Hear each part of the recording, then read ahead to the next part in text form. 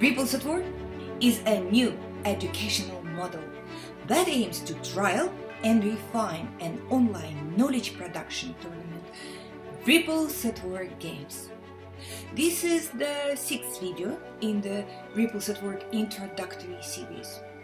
In it, I will outline the theoretical footing of the model. Some of you might find this theoretical video not so important. This is because in our contemporary culture, we are conditioned to solve our problems by following an easy set of rules and not by understanding the problems and making decisions based on this understanding, let alone a theoretical underpinning. Honestly, who has time for this these days? However, I'm convinced this video is worth spending 20 minutes watching. I have prepared it not because I want to showcase what I've learned, but because I believe that as parents, teachers, or students, it won't harm us to know a tiny bit more about the mechanisms that guide the cognitive development of our children, students, and ourselves.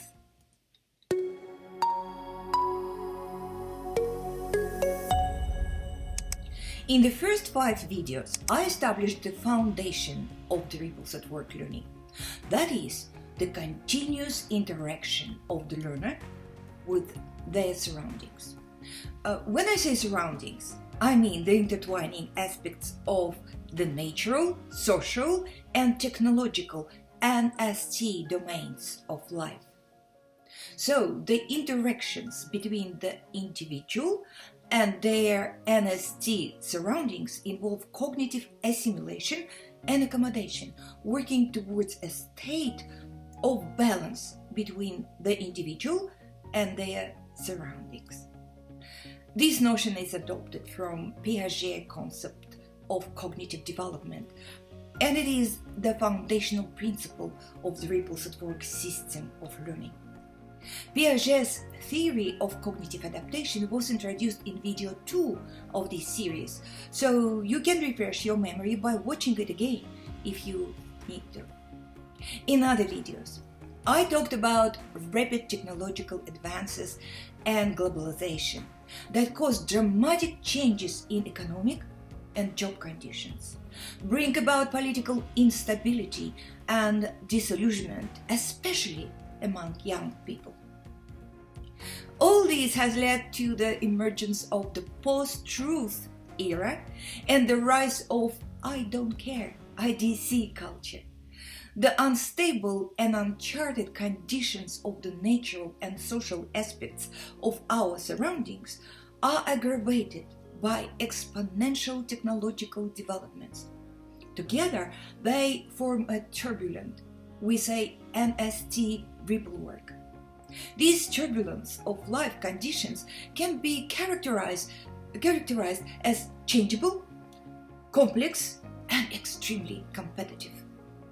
Our task is to design a system of education, what I will call for the sake of simplicity, an edu system, that guides students to generate a personal set of abilities that becomes a life-saving device for navigating and succeeding in the turbulent ripple work of life.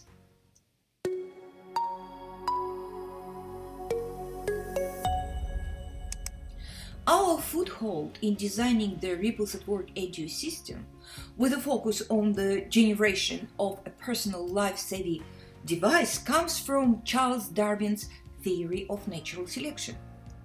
In The Origin of Species, Darwin wrote that because life is a struggle for existence, it follows that any being, if it vary however slightly, in any manner profitable to itself, under the complex and sometimes varying conditions of life, will have a better chance of surviving, and thus be naturally selected.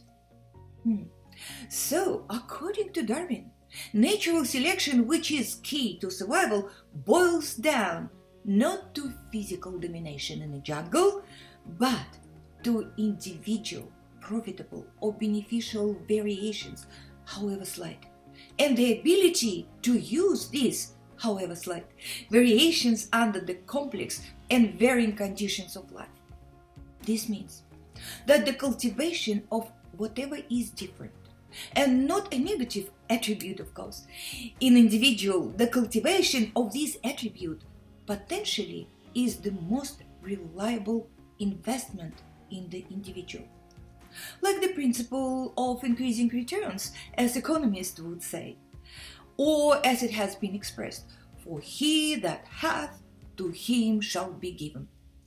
So, the Ripples at Work Edu-system is an organization of learning strategies, tools, and relations in which anything beneficial that the student has can be tried, explored, developed, and used in designing a set of personal life-saving competences that provide him or her with the best chance to get on top of the complexity, changeability, and extreme competition of the surrounding ripple work.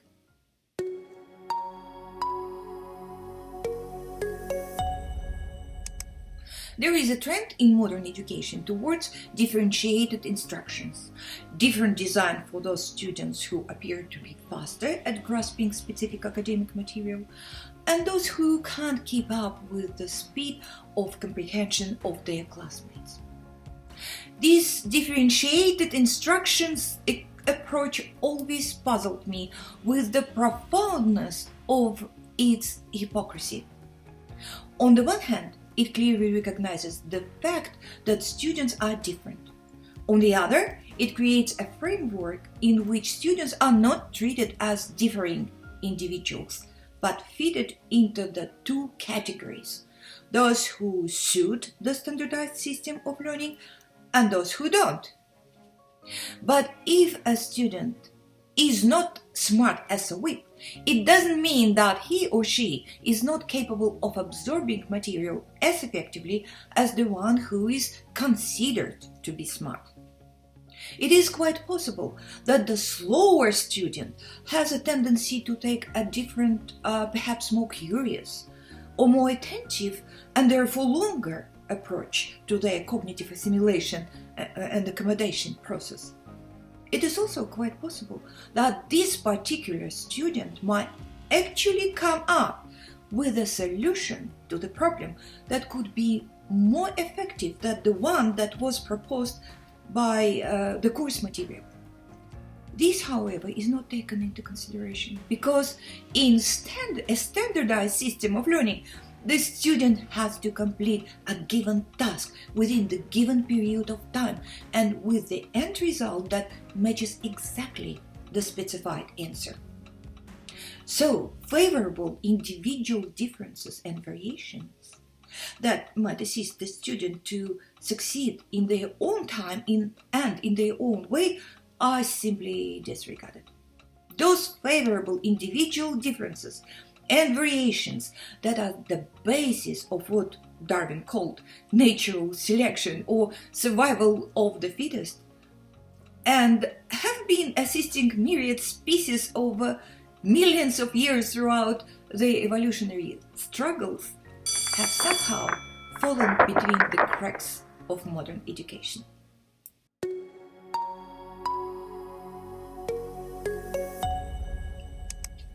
As mentioned, video 2 of this series introduces Jean Piaget's theory of cognitive adaptation. Here I will explain it a little bit further and what it means for the ripples at work model. According to Piaget, the pressure of circumstances always leads to an individual to strive for an equilibrium with the environment. The pressure of circumstances arises from the interactions of the individual with their surroundings and the objects involved in these interactions. In video 2, I represented cognitive structures as a complex pattern of circles. Each circle is a schema on its own. Each of the compositions is a symbol of something that has been previously learned and the developed skills associated with that learning. Together they create a certain unique pattern, what Piaget calls mental schemata of an individual. Let us use the simple example of a child building a castle with a set of wooden blocks, testing the stability of the first layer of the construction, experimenting with how the next layer of blocks can be balanced on the top of the first one, seeing what works and what doesn't work. Assembling another layer and repeating this process again can serve as an example of overcoming the pressure of circumstances. And this is a simple example of what Piaget would call cognitive adaptation. Cognitive adaptation is a series of repeated steps.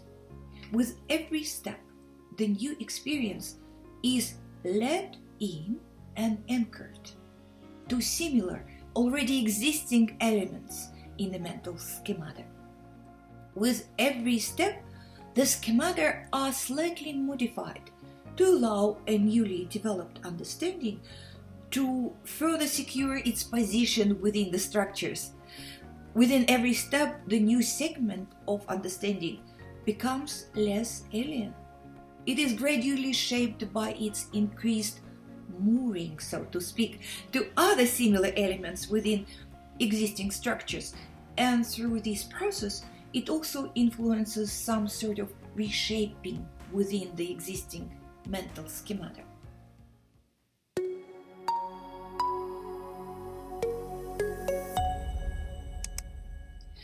Not every piece of new information can, so to speak, be let in and anchored within the mental schemata, but only the ones that the structures have the capacity to assimilate.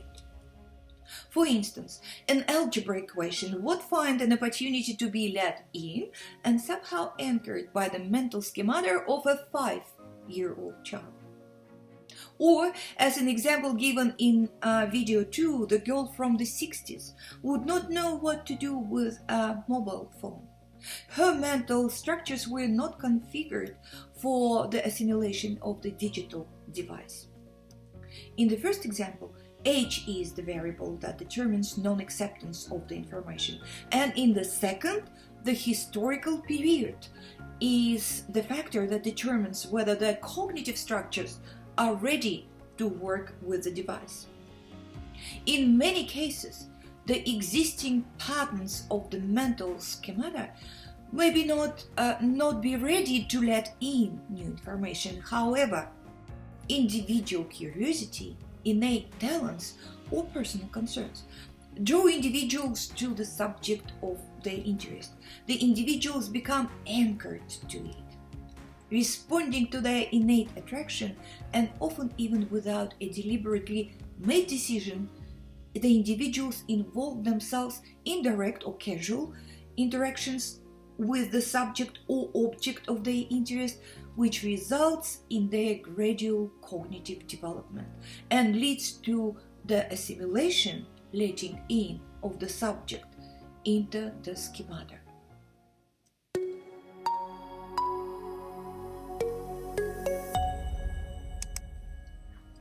The process of assimilation, which in the ripples at work vocabulary is referred to as letting in and being anchored, is one segment of the circular dynamics of learning. The circularity of learning takes shape through the process of assimilation and accommodation. On the diagram, let's isolate and zoom in on the area of cognitive structures where, symbolically, of course, new information is about to be let in to the cognitive structures of an individual. A new piece of information is let in and anchored within the corresponding structures of the existing mental schemata. This is being assimilated, right? However, once it is let in and anchored, the new information may have only a temporary presence in the mental schemata. And that is the stage where most standardized learning ends.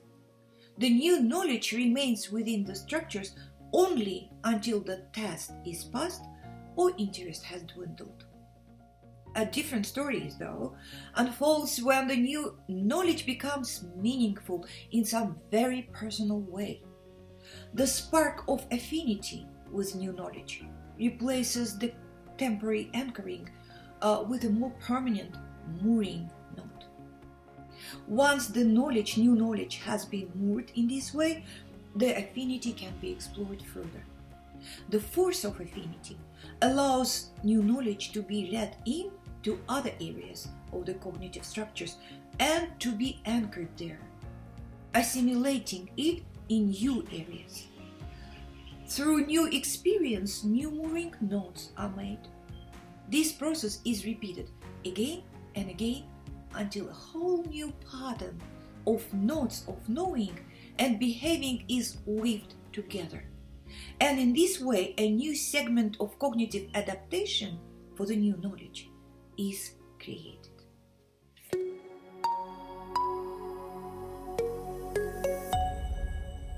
All schematas are unique in every individual and a billion times more complex than how they are represented in our diagram.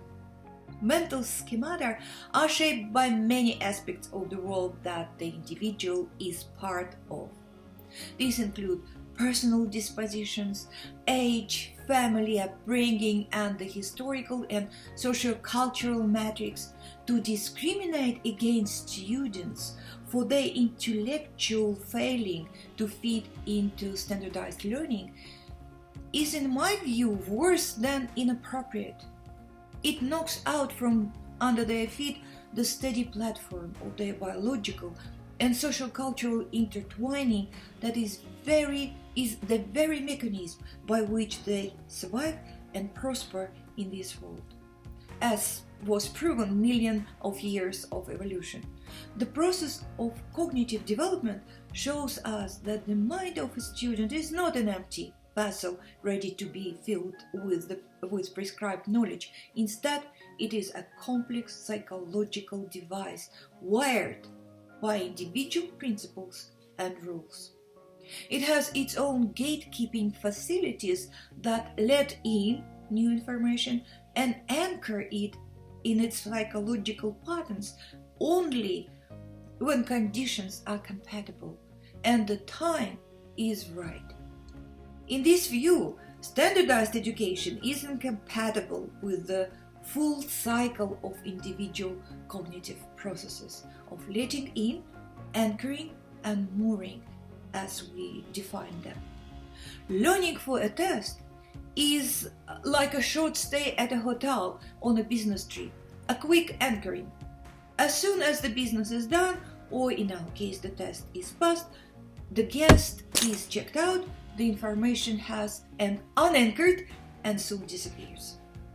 The task of the ripples at work, therefore, is to create an agile system where the students' cognitive development is realized through their unique personal skills of anchoring the new information and mooring it within the affinity patterns of their mental structures. By devising such a personalized system of learning, we provide the conditions for a student to be engaged in the continuous process of self-design.